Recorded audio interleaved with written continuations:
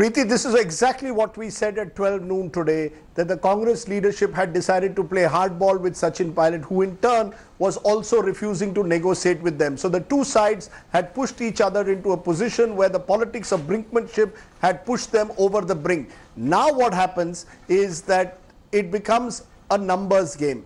As of today, Ashok Gehlot claims that he has the support of at least 102 MLAs. But remember, that includes some independents. And even out of these 102 Congress MLAs, there could be a few who may be willing to switch sides if they see the momentum with Sachin Pilot. As of today, Sachin Pilot has, according to most accounts, 19 confirmed MLAs with him. That is not enough to achieve a split in the Congress. He needs 35.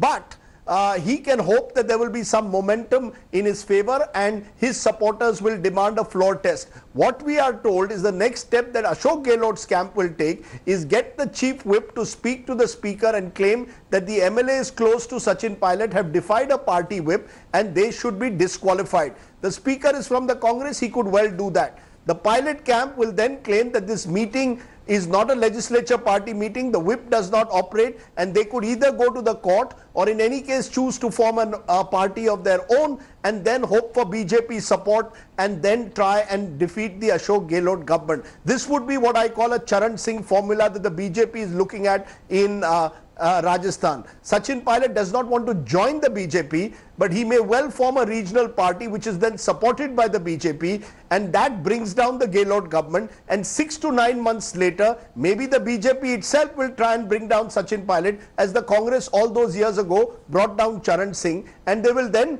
put someone of their own choice, and the name being pushed forward is Gajendra Singh Shekhawat. But that is all for the future. For now, step one is who wins the numbers game between Gehlot and Pilot. Pilot's magic number, I would say, is anything above 30.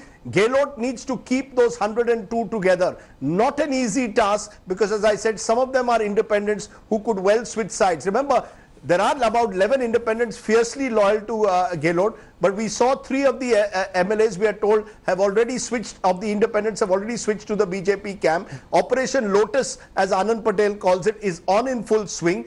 The BJP seems to be now willing to fish in the troubled waters of Rajasthan, and Sachin Pilot may well find himself being propped up by the BJP to bring down the Gehlot government. You know, Rajdeep, stay with us. Ashok Gehlot has now gone to meet Kalraj Mishra, the governor of Rajasthan. Actually, a very quick, brief meeting. Dev is standing by outside the governor's office. You know, Dev, I would reckon this meeting was to inform the governor that the deputy CM has been sacked.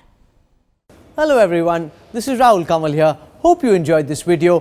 For the latest news and analysis, like and subscribe the India Today YouTube channel, and don't forget to press the bell icon to stay updated.